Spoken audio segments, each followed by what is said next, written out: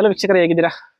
ನಮಸ್ಕಾರ. ಬೆಳಿಗ್ಗೆಯಿಂದ ಇಲ್ಲಿ ಪವರ್ ಕಟ್ ಇದೆ, ಅದಕ್ಕೋಸ್ಕರ ವಿಡಿಯೋ ಮಾಡೋಕ್ಕಾಗಿಲ್ಲ. ಕಾಯ್ತಾ ಇದ್ದೆ, ಬಟ್ ಇವತ್ತು ಪವರ್ ಬರೋ ಥರ ಇಲ್ಲ, ಸಂಜೆ ಆಗುತ್ತಂತೆ. ಅಷ್ಟರಲ್ಲಾಗಲೇ ಬಿಗ್ ಬಾಸ್ ಎಪಿಸೋಡೇ ಶುರುವಾಗಿರುತ್ತೆ. ಸೊ ಅದಕ್ಕೋಸ್ಕರ ಇವತ್ತು ಲೊಕೇಶನ್ ಚೇಂಜ್ ಮಾಡಿಕೊಂಡು ವಿಡಿಯೋ ಮಾಡ್ತಾಯಿದ್ದೀವಿ. ಸೊ ಇವತ್ತು ಬೆಳಿಗ್ಗೆ ಒಂದು ಪ್ರೊಮೋ ಬಿಟ್ಟಿದ್ದಾರೆ ಬಿಗ್ ಬಾಸ್ ಅವರು. ಏನಂತ ಹೇಳಿದರೆ, ಎಕ್ಸ್ಪೆಕ್ಟೆಡ್ ರಕ್ಷಿತಾ ಶೆಟ್ಟಿಗೆ ಕಿಚ್ಚನ ಪಂಚಾಯತಿಗೆಯಲ್ಲಿ ಕ್ಲಾಸ್ ತಗೋತಾ ಇದ್ದಾರೆ. ಅದು ಕೂಡ ಕೊನೆಯ ಪಂಚಾಯತಿಗೆ ಇದು. ಸೊ ಈ ಪಂಚಾಯತಿಗೆಯಲ್ಲೂ ಕೂಡ ಕ್ಲಾಸ್ ತಗೋತಾ ಇದ್ದಾರೆ. ಆ ಕ್ಲಾಸ್ ತಗೊಳ್ಳುವಂತಹ ವಿಡಿಯೋನ ನಾವು ನೋಡ್ಕೊಂಡು ಬರೋಣ, ಆಮೇಲೆ ಒಂಚೂರು ಮಾತಾಡೋಣ. ರಕ್ಷಿತಾ, ಇಲ್ಲಿ ಮತ್ತೆ ರಘು ಯಾರಾದ್ರೂ ಕ್ಲೋಸ್ ಆದ್ರೆ ನಿಮಗಾಗಲ್ಲ. ನಂಗೆ ಬೇಡ, ನಾವೇ ಕೂತ್ಕೊಳ್ತೀವಿ. ನೀವು ರಘುವನ್ನಗೆ ಯೂಸ್ ಮಾಡ್ತಾ ಇದ್ದೀರಾ. ನಂದು ರಘು ನನ್ನ ಕಂಫರ್ಟ್ ಝೋನ್ ಅದು. ಅವ್ರಿಗೆ ಇಲ್ಲ. ಸಂಬಂಧ ಇಟ್ಕೊಂಡು ನಾವು ಮನೆನ ನರಕ ಮಾಡ್ತಾ ಇದೀವಿ ಅಂದ್ರೆ 2 ಪಾಯಿಂಟ್ಸ್. ಸಂಬಂಧನು ಶಾಶ್ವತ ಅಲ್ಲ, ಯಾರ ಅಪ್ಪನ ಮನೆನೂ ಅಲ್ಲ. ನಿಮ್ 3 ಜನದಲ್ಲಿ ಯಾರು ಗೆಲ್ಬೇಕು? ಫಸ್ಟ್ ನಾನು. ಎಲ್ಲ ಸಂಬಂಧ ಕಟ್ಕೊಂಡ್ರಿ, ನನ್ನ ಅಣ್ಣ, ನನ್ನ ತಂಗಿ, ಬಾಗ್ಲಪ್ಪನ ಆಗುತ್ತೀಗ. ಹಿಂಗ್ ಹೋಗ್ತೀರಿ ಎಲ್ಲಾರು. ವಾರದ ಕತೆ ಕಿಚ್ಚನ ಜೊತೆ ಇಂದು ರಾತ್ರಿ 9 ಗಂಟೆಗೆ. ವೀಕ್ಷಕರೇ, ನೋಡಿದಿರಲ್ಲ ಬಿಗ್ ಬಾಸ್ ಸೀಸನ್ ನ ಕೊನೆಯ ಪಂಚಾಯತಿಗಿದು. ನೆಕ್ಸ್ಟ್ ವೀಕ್ ಅಲ್ಲಿ ಫಿನಾಲೆ ಇರೋದ್ರಿಂದ ಇಷ್ಟು ಪಂಚಾಯತಿಗೆಲ್ಲ ಇರಲ್ಲ. ಬಟ್ ಈ ಪಂಚಾಯತಿಗೆಯಲ್ಲಿ ರಕ್ಷಿತಾ ಶೆಟ್ಟಿಗೆ ಕ್ಲಾಸ್ ತಗೋತಾ ಇದ್ದಾರೆ. ಕ್ಲಾಸ್ ತಗೊಳ್ಳಿಕ್ಕಿರುವಂತಹ ರೀಸನ್ ಏನಪ್ಪಾ ಅಂತ ಹೇಳಿದ್ರೆ, ರಕ್ಷಿತಾ ಶೆಟ್ಟಿ ನಿನ್ನೆ ಎಪಿಸೋಡ್ ಅಲ್ಲ, ಮೊನ್ನೆ ಎಪಿಸೋಡ್ ಅಲ್ಲಿ ಗಿಲ್ಲಿ ನಟನ್ ಜೊತೆ ಕೂತ್ಕೊಂಡು ಮಾತಾಡುವಾಗ 2 ಬೀನ್ ಬ್ಯಾಗ್ ಅಲ್ಲಿ ಇರುತ್ತೆ, ಅದನ್ನು ತಗೊಂಡೋಗಿ ಸ್ವಲ್ಪ ಆ ಕಡೆ ಇಡ್ತಾರೆ. ಸೊ ಆ ಬೀನ್ ಬ್ಯಾಗ್ ತಗೊಂಡೋಗಿ ಆ ಕಡೆ ಇಟ್ಟಾಗ ರಾಶಿಕಾ ಶೆಟ್ಟಿ ಮತ್ತು ಧನುಷ್ ಅವರು ಅದನ್ನು ಗಮನಿಸಿರ್ತಾರೆ. ಅದನ್ನೇ ಕಳಪೆಗೆ ರೀಸನ್ ಆಗಿ ಕೂಡ ರಾಶಿಕಾ ಶೆಟ್ಟಿ ಅವರು ಕೊಡ್ತಾರೆ. ಆ ವಿಚಾರವಾಗಿ ಧನುಷ್ ಕೂಡ ಅದನ್ನೇ ತಗೋತಾರೆ. ಅಲ್ಲಿ ರಕ್ಷಿತಾ ಶೆಟ್ಟಿ ಮತ್ತು ಅವರಿಬ್ಬರ ನಡುವೆ ಸ್ವಲ್ಪ ಮಾತುಕತೆ ನಡೆಯುತ್ತೆ. ಸೊ ಆ ಟಾಪಿಕ್ ಅನ್ನ ಕಿಚ್ಚ ಸುದೀಪ್ ಅವರು ಎತ್ತಿ ರಕ್ಷಿತಾ ಶೆಟ್ಟಿಗೆ ಬುದ್ಧಿವಾದ ಹೇಳೋ ರೀತಿಯಲ್ಲಿ, ಇಲ್ಲ ನೀವು ಸಂಬಂಧಗಳನ್ನ ಬೆಳೆಸಿಕೊಂಡು ಬರ್ಲಿಕ್ಕೆ ಇಲ್ಲಿ ಬಂದಿದ್ದೀರಾ, ಅಂದ್ರೆ ಇದು ಬಿಗ್ ಬಾಸ್ ಮನೇಲಿ ನಿಮ್ಮದ ಆಟ ಒಂಟಿ ಆಟ ಅನ್ನೋ ರೀತಿಯಲ್ಲಿ, ಮತ್ತಿನ್ನೇನು ಬಾಗಿಲು ಓಪನ್ ಆದ್ರೆ ಇವಾಗ ನಿಮ್ಮ ಸಂಬಂಧಗಳು ಯಾವುದು ಉಳಿಯಲ್ಲ ಅನ್ನೋ ರೀತಿ, ನೀವು 3 ಜನರಲ್ಲಿ ಯಾರಿಗೆ ಕಪ್ ಸಿಗ್ಬೇಕು ಅಂತ ನೀವು ಪ್ರಶ್ನೆ ಕೇಳುವಾಗ ಆ ಪ್ರಶ್ನೆಗೆ ರಕ್ಷಿತಾ ಶೆಟ್ಟಿ ನಾನು ಅಂದ್ರೆ ಬಹುಶಃ ನನ್ಗೆ ಗೊತ್ತಿರೋ ಪ್ರಕಾರ ಆ ಪ್ರಶ್ನೆಗೆ ಉತ್ತರ ಆಗಿರ್ಲಿಕ್ಕಿಲ್ಲ, ಇದು ಬೇರೆ ಪ್ರಶ್ನೆಯ ಉತ್ತರವನ್ನ ಅಲ್ಲಿ ಎಡಿಟ್ ಮಾಡಿ ಹಾಕಿರ್ತಾರೆ, ನೋಡೋಣ. ಬಟ್ ಪ್ರೋಮೋದಲ್ಲಿ ಆ ರೀತಿ ಇದೆ.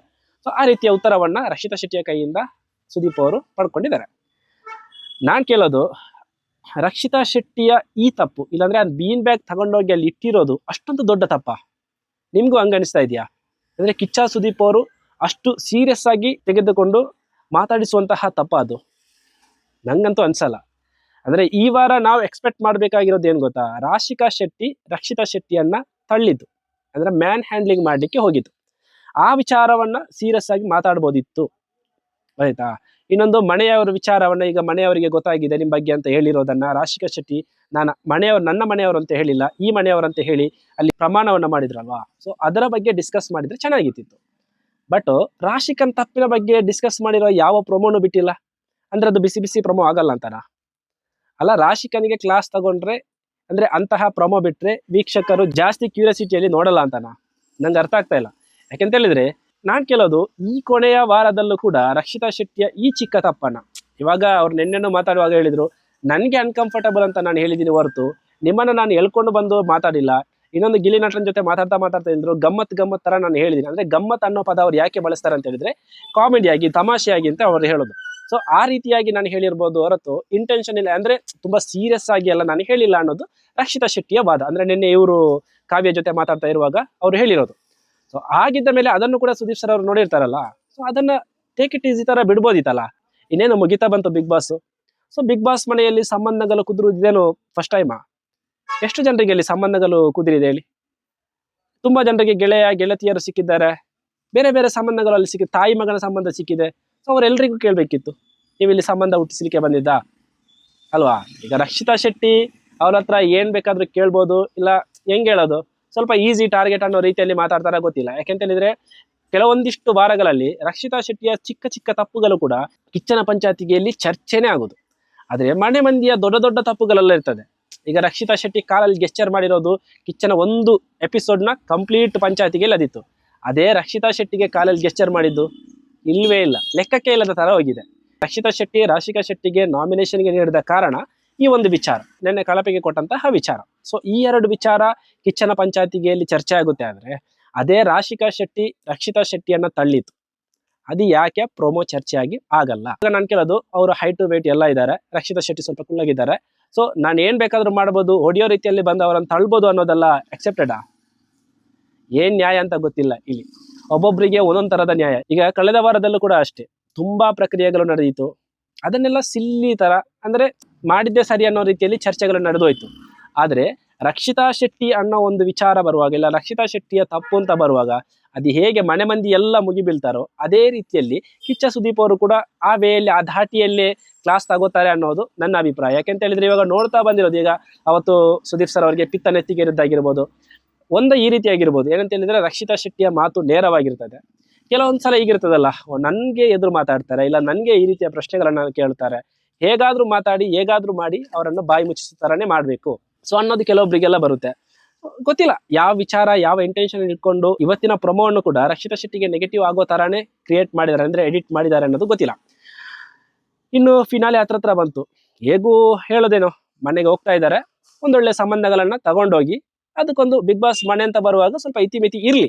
ಬಟ್ ಅದೇನೋ ದೊಡ್ಡಗರಿಗಾಗ್ಲಿ ಇಲ್ಲ ಅಲ್ಲಿದ್ದವರಿಗಾಗ್ಲಿ ತುಂಬಾ ಅನ್ಕಂಫರ್ಟೇಬಲ್ ಫೀಲ್ ಕೊಡೋ ಥರದ ಯಾವ ಸಂಬಂಧಗಳಿಗೂ ಅಲ್ಲ. ಅಣ್ಣ ತಂಗಿ ಇಲ್ಲ ಗೆಳೆಯ ಗೆಳತಿ ಈ ರೀತಿ, ಅದರಲ್ಲೂ ಕೂಡ ಕೇರಿಂಗ್ ಇದೆ ಹೊರತು ಕ್ರಿಂಜ್ ಥರ ಯಾವುದೂ ಇಲ್ಲ, ನೋಡುವವರಿಗೆ ಅಸಹ್ಯ ಆಗೋ ಥರ. ಸೊ ಅದನ್ನು ಬಿಡ್ಬೋದಿತ್ತು ಅನ್ನೋದು ನನ್ನ ಒಪಿನಿಯನ್. ಬುದ್ಧಿಮತಿ ಹೇಳಿ ತೊಂದರೆ ಇಲ್ಲ, ಬಟ್ ಬುದ್ಧಿಮತಿ ಹೇಳುವಾಗ ಅದಕ್ಕಿಂತ ದೊಡ್ಡದೊಂದು ಅನಾಚಾರ ಅಲ್ಲಿ ನಡೆದೋಗಿದೆ. ಒಂದು ಸ್ಪರ್ಧೆಯ ಮೇಲೆ ಕೈ ಎತ್ತಲಿಕ್ಕೆ ಇನ್ನೊಂದು ಸ್ಪರ್ಧೆ ಹೋಗಿದ್ದಾರೆ, ಅದನ್ನ ಎಲ್ಲೂ ಕೂಡ ಮಾತಾಡಿದ್ದು ಕಾಣಿಸ್ತಾ ಇಲ್ಲ. ಇನ್ನು ಎಪಿಸೋಡ್ ನೋಡೋ ಎಪಿಸೋಡಲ್ಲಿ ಮಾತಾಡಿರ್ಬೋದು.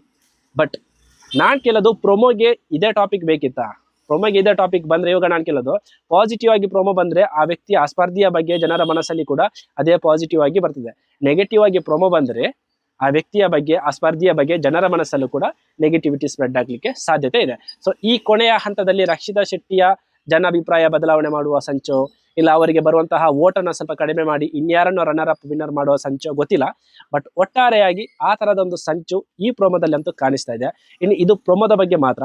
ಎಪಿಸೋಡ್ ನೋಡಿ ಇನ್ನಷ್ಟು ಮಾತುಕತೆ ಆಡುವುದು ಇದೆ. ಯಾಕೆಂತ ಹೇಳಿದ್ರೆ ಪ್ರೊಮೋ ನೋಡ್ಬಿಟ್ಟೆ ಜಡ್ಜ್ ಮಾಡಕ್ ಆಗಲ್ಲ. ಸದ್ಯಕ್ಕೆ ಪ್ರೊಮೋದಲ್ಲಿ ಅವ್ರು ಏನ್ ನಮಗೆ ತೋರಿಸಿದ್ದಾರೆ ಅದರ ಬಗ್ಗೆ ನಮ್ಮ ರಿವ್ಯೂ ಅನ್ನು ಕೊಡಬೇಕಾಗುತ್ತೆ. ಇನ್ನು ಇನ್ನೊಂದು ಪ್ರೊಮೋವನ್ನು ಕೂಡ ಬಿಟ್ಟಿದ್ದಾರೆ. ಆ promo ಮನೆ ಎರಡು ಭಾಗ ಆಗುತ್ತೆ. 2 vs 6 ಇವ್ರಿಗಿಬ್ರು ಕಂಡ್ರೆ ಯಾರಿಗೂ ಆಯ್ತಿರ್ಲಿಲ್ಲ ಅಣ್ಣ. ನನ್ನ ಪ್ರತಿ ಸಲ ಕೆಳಗಿಟ್ಟು ಮಾತಾಡ್ದಾಗ್ಲೂ ಕೂಡ ಐ ಸ್ಟಾರ್ಟೆಡ್ ಫೀಲಿಂಗ್ ಸ್ಟ್ರಾಂಗ್. ನನ್ನ ಆಟ ನಾನು ಆಟ ಆಡ್ತಿದ್ದೀನಿ, ನಾನು ಏನ್ ಕೊಡ್ಬೇಕು ಕೊಡ್ತೀನಿ, ಏನ್ ತಗೋಬೇಕು ತಗೋತೀನಿ. ಇಡೀ ವಾರದ ಎಪಿಸೋಡ್ಸ್ ಕುತ್ಕೊಂಡು ನೋಡಿದಾಗ ನನಗೆ ಕಾಣಿಸಿರೋದು ಒಂದು ವ್ಯಕ್ತಿಯ ಹಠ, ಛಲ, ಫೋಕಸ್. ಎಲ್ಲೆಲ್ಲಿಂದ ಅವಮಾನಗಳಾಗ್ತಾವೋ ಹೋರಾಡಿ ಯಾವತ್ತು ಅದೇ ಬಾಯಿಗಳಿಂದ ನಾವು ಹೊಗಳಿಸ್ಕೋತೀವಲ್ಲ, ಅಲ್ಲೇ ಗೆಲುವಿನ ಪ್ರಾರಂಭ. ಈ ಸೀಸನ್ನಿನ ಕೊನೆಯ ಕಿಚ್ಚನ ಚಪ್ಪಾಳೆ ಅಶ್ವಿನಿ ಅವರು. ವಾರದ ಕತೆ ಕಿಚ್ಚನ ಜೊತೆ ಇಂದು ರಾತ್ರಿ 9 ಎಷ್ಟು ವೀಕ್ಷಕರು ಗಂಟೆಗೆ. ನೋಡಿದಿರಲ್ಲ, ಕಿಚ್ಚನ ಪಂಚಾಯತಿಗೆಯಲ್ಲಿ ಎರಡನೇ ಪ್ರೊಮೋ ಅಶ್ವಿನಿ ಮೇಡಮ್ ಮತ್ತು ಧ್ರುವಂತಿನ ಪರವಾಗಿದೆ, ನೆಗೆಟಿವ್ ಆಗಿಲ್ಲ, ಪರವಾಗಿದೆ. ಸೊ ಕಿಚ್ಚನ ಚಂಪಾಲೆ ಈ ಸೀಸನ್ನ ಕೊನೆಯ ಚಪ್ಪಾಳೆಯನ್ನ ಜಂಟಿಯಾಗಿ ಕೊಟ್ಟಿದ್ದಾರೆ. ಬಹುಶಃ ಸೀಸನ್ 10 ನಲ್ಲಿ ಈ ರೀತಿ ನಡೆದಿತ್ತು. ಸಂಗೀತ ಶೃಂಗೇರಿ ಮತ್ತು ವಿನಯ್ ಗೌಡರಿಗೆ ಜಂಟಿಯಾಗಿ ಅವರ ಇಡೀ ಕಾಂಟ್ರಿಬ್ಯೂಷನ್ಗೆ ಚಪ್ಪಾಳೆಯನ್ನು ಕೊಟ್ಟಿದ್ರು. ಸೊ ಇಡೀ ಕಾಂಟ್ರಿಬ್ಯೂಷನ್ ನೋಡಿಕೊಂಡು ಧ್ರುವಂತಿಗೆ ಚಪ್ಪಾಳೆ ಕೊಡೋದಾದ್ರೆ ಅದು ಎಕ್ಸೆಪ್ಟೆಡ್ ಅಲ್ಲ. ಯಾಕಂತ ಹೇಳಿದ್ರೆ ಆ ರೀತಿಯ ಚಪ್ಪಾಳೆ ಸಿಗ್ಬೇಕಾದವರು ರಕ್ಷಿತಾ ಶೆಟ್ಟಿ, ಗಿಲ್ಲಿ, ಅಶ್ವಿನಿ ಮೇಡಮ್ ಅವರು. ಧ್ರುವಂತಿನ ಕಾಂಟ್ರಿಬ್ಯೂಷನ್ ಎಲ್ಲಿಂದ ಸ್ಟಾರ್ಟ್ ಆಯ್ತು? ಸೀಕ್ರೆಟ್ ಟಾಸ್ಕ್ಗೆ ಹೋಗಿ ಬಂದು ಏನೇನು ಬರುತ್ತೆ ಏನೇನು ಬರಲ್ಲ ಅನ್ನೋದನ್ನ ಕರೆಕ್ಟಾಗಿ ನೋಡ್ಬಿಟ್ಟು ಬಂದಿರೋದು.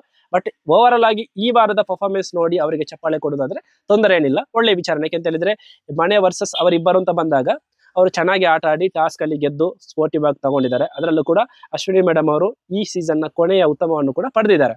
ಸೊ ಅದರಲ್ಲಿ ಯಾವುದೇ ತಪ್ಪಿಲ್ಲ ಕೊಟ್ಟಿದ್ರೋದಲ್ಲಿ. ಬಟ್ ಓವರ್ ಆಲ್ ಸೀಸನ್ನಿನ ಚಪ್ಪಾಳೆ ಏನಾದರೂ ಹೋಗುದಾದ್ರೆ ಅದು ಈ 3 ಜನರಲ್ಲೇ ಹೋಗ್ಬೇಕು: ಗಿಲ್ಲಿ ನಟ, ರಕ್ಷಿತಾ ಶೆಟ್ಟಿ, ಅಶ್ವಿನಿ ಮೇಡಮ್. ಯಾಕೆಂತ ಹೇಳಿದ್ರೆ ಈ ಸೀಸನ್ನ 90% ಪ್ರೊಮೋ ಏನಿದೆ ಅದನ್ನ ಈ 3 ಜನನೇ ತಮ್ಮದಾಗಿಸಿಕೊಂಡಿದ್ದಾರೆ. ಉಳಿದಿರೋ 10% ಉಳಿದ ಸ್ಪರ್ಧಿಗಳದ್ದು ಅಂತ ಹೇಳ್ಬೋದು. ಇನ್ನು ನಿನ್ನೆ ಎಪಿಸೋಡಲ್ಲಿ ನನಗೆ ಎಕ್ದಮ್ ಸ್ಲಿಪ್ಪರ್ ಶಾಟ್ ಅಂತ ಅನಿಸಿರೋದು ಗಿಲ್ಲಿ ನಟಂದು. ಗಿಲ್ಲಿ ನಟ ಏನು ಕಳಪೆಗೆ ರೀಸನ್ ಕೊಟ್ರೆ ಇಲ್ಲಿ ಧ್ರುವಂತ್ ಅವರು ಅಶ್ವಿನಿ ಮೇಡಮ್ನ ಬಗ್ಗೆ ಬಂದು ಅಲ್ಲಿ ಮಾತಾಡಿರೋದು. ಅಲ್ಲಿ ಆ ರೀತಿ ಬಿಡಿಸಿ ಹೇಳುವಾಗ ಧ್ರುವಂತ್ ಅವರ ಮುಖದಲ್ಲಿ ನಗುನೇ ಇಲ್ಲ, ಅಲ್ಲೊಂದು ಪೇಚಾಟಕ್ಕೆ ಸಿಲುಕಿದ ಒಂದು ಲಕ್ಷಣ ಕಾಣಿಸ್ತಾ ಇತ್ತು. ಓಕೆ, ನನ್ನ ಬಗ್ಗೆ ಅಶ್ವಿನಿ ಮೇಡಮ್ ಅವರಿಗೆ ಗೊತ್ತಾಯ್ತಲ್ಲ ಅನ್ನೋ ರೀತಿಯಲ್ಲಿ. ಯಾಕಂದ್ರೆ ಅಲ್ಲಿ ಧ್ರುವಂತಿನ ವ್ಯಕ್ತಿತ್ವನೇ ಅದೇ ರೀತಿ ಇದೆ. ಅವರು ಈಸಿಯಾಗಿ ಬಿಟ್ಕೊಡ್ತಾರೆ, ಅದು ಅವರ ಮೈನಸ್ ಪಾಯಿಂಟ್ ಏನೋ ಗೊತ್ತಿಲ್ಲ.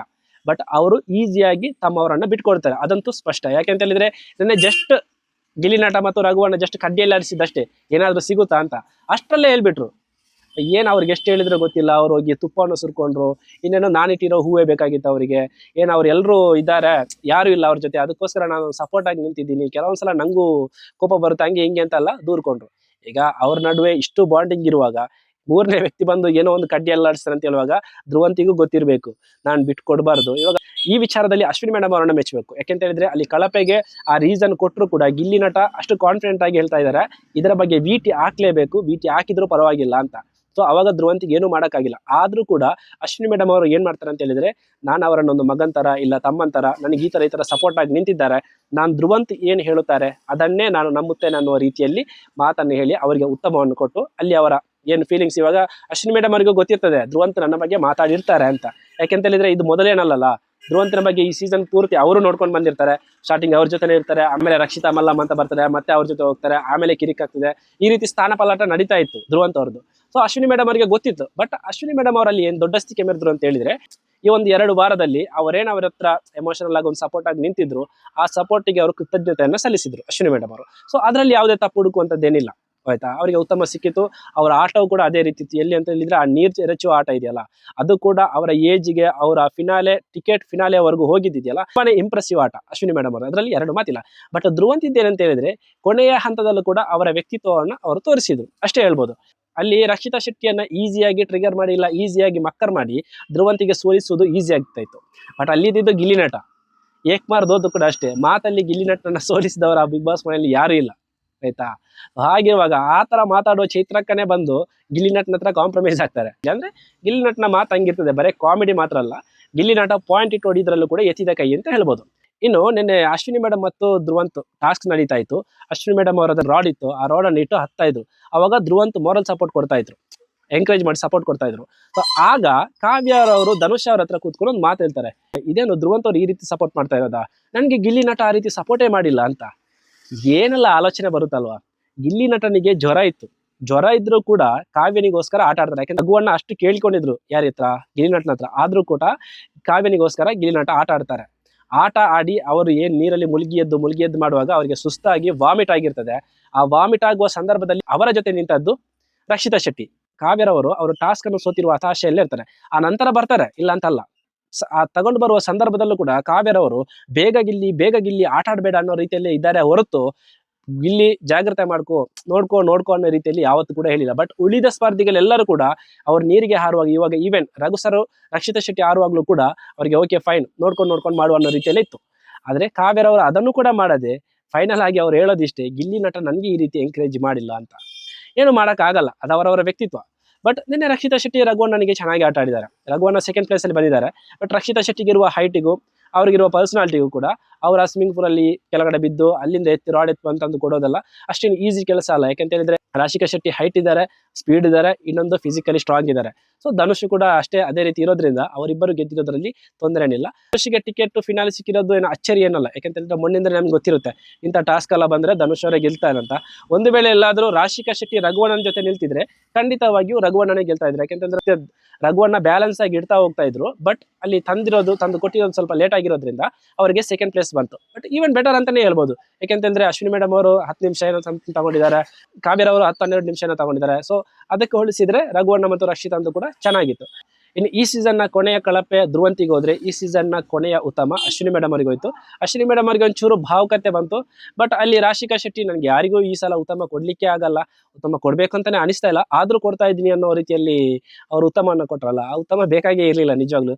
ರಕ್ಷಿತಾ ಶೆಟ್ಟಿ ಅದಕ್ಕೆ ಕೇಳಿರೋದು, ಇಂತಹ ಉತ್ತಮ ನಿಮ್ಗೆ ಬೇಕಾ, ಅದನ್ನ ಆ ಕಡೆ ಬಿಸಾಕಿ ಅನ್ನೋ ರೀತಿಯಲ್ಲಿ. ಬಟ್ ಕೊಟ್ರೆ ನಿಜವಾಗ್ಲೂ ಕೊಡ್ಬೇಕಲ್ವಾ. ಇವಾಗ ಉತ್ತಮ ಕೊಡ್ಲಿಕ್ಕೆ ಮನಸ್ಸೇ ಇಲ್ಲ, ಮನಸ್ಸಿಲ್ಲದ ಮನಸ್ಸಲ್ಲಿ ನಾನು ಕೊಡ್ತೀನಿ ಅಂತ ಹೇಳಿದ್ರೆ ಅಂತಹ ಉತ್ತಮ ಯಾರಿಗೆ ಬೇಕು, ಒಂದ ಕೊಡ್ಬೇಕು, ಇಲ್ಲ ಅಷ್ಟೇ. ಆದ್ರೆ ಆಚೆಗೆ ಪೀಠಿಕೆ ಎಲ್ಲ ಹಾಕಿ ಕೊಡ್ಬೇಕಾಗಿರೋ ಅಗತ್ಯ ಏನಿಲ್ಲ. ಯಾಕೆಂತ ಹೇಳಿದ್ರೆ ಅಶ್ವಿನಿ ಮೇಡಮ್ ಮತ್ತು ರಾಶಿಕಾ ಶೆಟ್ಟಿಯ ನಡುವಿನ ಸಂಬಂಧವನ್ನ ಇಲ್ಲದಾಗೆ ಮಾಡಿರೋದು ರಾಶಿಕಾ ಶೆಟ್ಟಿಯ ಹೊರತು ಅಶ್ವಿನಿ ಮೇಡಮ್ ಅವರಲ್ಲ. ಅಶ್ವಿನಿ ಮೇಡಮ್ ಅವರು ಸಂಬಂಧಗಳಿಗೆ, ಭಾವನೆಗಳಿಗೆ ಬೆಲೆ ಕೊಡ್ತಾರೆ, ಅದಂತೂ 100%. ಅದು ಈ ಕೊನೆಯ ಕ್ಷಣದಲ್ಲಾದ್ರೂ ಅಷ್ಟೇ ಅವರ ಕೆಲವೊಂದು ವಿಚಾರಗಳಲ್ಲಿ ನಮ್ಗೆ ಕಾಣಿಸಿದೆ. ಬಟ್ ರಾಶಿಕಾ ಶೆಟ್ಟಿ ಆ ರೀತಿ ಏನಲ್ಲ. ರಾಶಿಕಾ ಶೆಟ್ಟಿ ಸಂಬಂಧ ಅದು ಇದು ಅಂತಲ್ಲ, ಅವರಿಗೆ ಗೇಮು, ಅವರ ಸ್ವಾರ್ಥ ಈ ರೀತಿಯ ಬಂದು ಹೋಗಿದೆ ಹೊರತು ಇನ್ನೆಲ್ಲೂ ಇಲ್ಲ. ಇನ್ನು ನಿನ್ನೆ ಯಾವುದು ಸನ್ಫ್ಲವರ್ ಇದ್ದೇನೋ ಟಾಸ್ಕ್ ಬಂತು, ಗುಲಾಬ್ ಜಾಮೂನ್ ಮಾಡೋದು. ಅವಾಗ ಅಲ್ಲೊಂದು ಕ್ಲಿಪ್ಸ್ ಆಗ್ತೀನಿ ನೋಡಿ, ಅವ್ರು ಯಾವ ರೀತಿ ರಘುವಣ್ಣ ನಾನು ಅಂತ ನನ್ಗೆ ಅವಾಗ ಬೆಚ್ಚ ಆಯ್ತು. ಯಾಕೆಂತ ಹೇಳಿದ್ರೆ ರಘುವಣ್ಣನಿಗೆ ಟಾಸ್ಕ್ ಅಂತೆಲ್ಲ ಆಡುವಾಗ ಅವ್ರು ಇರಲ್ಲ, ಬಟ್ ಇಂಥ ವಿಚಾರ ಎಲ್ಲ ಬರುವಾಗ ರಘುವಣ್ಣನ ಟೀಮಿಗೆ ಬೇಗ ಹೋಗ್ತೀನಿ ನಾನು ಅಂತ. ಸೊ ಆ ಕ್ಲಿಪ್ಸ್ ಇದ್ದ ನೋಡಿ. ಅತಿ ಹೆಚ್ಚು ಸಂಖ್ಯೆಯ ದುಂಡಗಿನ ಮತ್ತು ರುಚಿಯಾದ ಗುಲಾಬ್. ಸೊ ನೋಡಿದ್ರಲ್ಲ ಇವತ್ತಿನ 2 ಪ್ರೋಮೋದ ಬಗ್ಗೆ ಮತ್ತು ನಿನ್ನೆ ಎಪಿಸೋಡ್ನ ಬಗ್ಗೆ ನನ್ನ ಅನಿಸಿಕೆ. ಅದೇ ರೀತಿ ಬಲ್ಲ ಮೂಲಗಳಿಂದ ನಮಗೆ ತಿಳಿದಿರುವುದೇನಂತ ಹೇಳಿದ್ರೆ ರಾಶಿಕಾ ಶೆಟ್ಟಿ ಅವರು ಎಲಿಮಿನೇಷನ್ ಆಗಿದ್ದಾರೆ ಅನ್ನೋದು. ಬಹುಶಃ ರಕ್ಷಿತಾ ಶೆಟ್ಟಿಗೆ ಕ್ಲಾಸ್ ತಗೊಳ್ಳಿಕ್ಕೆ ಇದು ಒಂದು ರೀಸನ್ ಆಗಿರ್ಬೋದು. ಯಾಕೆಂತ ಹೇಳಿದ್ರೆ ಕಾರಣ ಕೊಟ್ಟು ನಾಮಿನೇಟ್ ಮಾಡಿರೋದು ಇದೇ ರಕ್ಷಿತಾ ಶೆಟ್ಟಿ ಅಲ್ವಾ. ಬಟ್ ಅದಕ್ಕೆ ರಕ್ಷಿತಾ ಶೆಟ್ಟಿಯ ಮೇಲೆ ಕೋಪ ತೋರಿಸಿ ಏನ್ ಪ್ರಯೋಜನ ಇದೆ. ರಾಶಿಕಾ ಶೆಟ್ಟಿ ಚೆನ್ನಾಗಿ ಆಡಿದ್ರೆ ಎಲಿಮಿನೇಷನ್ ಆಗ್ತಾ ಇರಲಿಲ್ಲ. ಜನರ ಓಟಿಂದಲ್ವಾ ಅಲ್ಲಿ ನಿರ್ಧಾರ ಆಗೋದು. ಅವರು ಆಡದೆ, ಅವರು ಜನರ ಮನಸ್ಸನ್ನು ಗೆಲ್ಲದೆ ಇರೋದಕ್ಕೆ ರಕ್ಷಿತಾ ಶೆಟ್ಟಿಗೆ ಕ್ಲಾಸ್ ತೆಗೆದು ಏನು ಪ್ರಯೋಜನ ಇಲ್ಲ. ನೋಡೋಣ, ಕಾದು ನೋಡೋಣ ಇವತ್ತಿನ ಸಂಚಿಕೆ ಏನಿದೆ ಅಂತ ಹೇಳಿ. ಯಾಕಂತ ಹೇಳಿದ್ರೆ ರಾಶಿಕಾ ಶೆಟ್ಟಿ ಅಲ್ಲಿ ಇರೋದೆಲ್ಲ ಪ್ರೋಮೋದಲ್ಲಿ ಇಲ್ಲ ಅಂದ್ರೂ ಎಲ್ಲಾದ್ರೂ ಸ್ಟ್ರಾಂಗ್ ಆಗಿ ಒಂಚೂರು ಅಷ್ಟೇ ಖಾರವಾಗಿ ಸುದೀಪ್ ಅವರು ರಾಶಿಕಾ ಶೆಟ್ಟಿಗೆ ಕ್ಲಾಸ್ ತಗೋತಾರೆ ಅನ್ನೋದು ನನ್ನ ಭಾವನೆ. ಮತ್ತೆ ನೋಡೋಣ. ತಗೊಂಡಿಲ್ಲ ಅಂದ್ರೆ ನಾಳೆ ಸಂಚಿಕೆಯಲ್ಲಿ ಮಾತಾಡೋಣ. ಈ ಬಗ್ಗೆ ನಿಮ್ಮ ಅನಿಸಿಕೆ ಏನು ಅಂತ ಕಮೆಂಟ್ ಬಾಕ್ಸಲ್ಲಿ ತಿಳಿಸಿ. ಧನ್ಯವಾದಗಳು.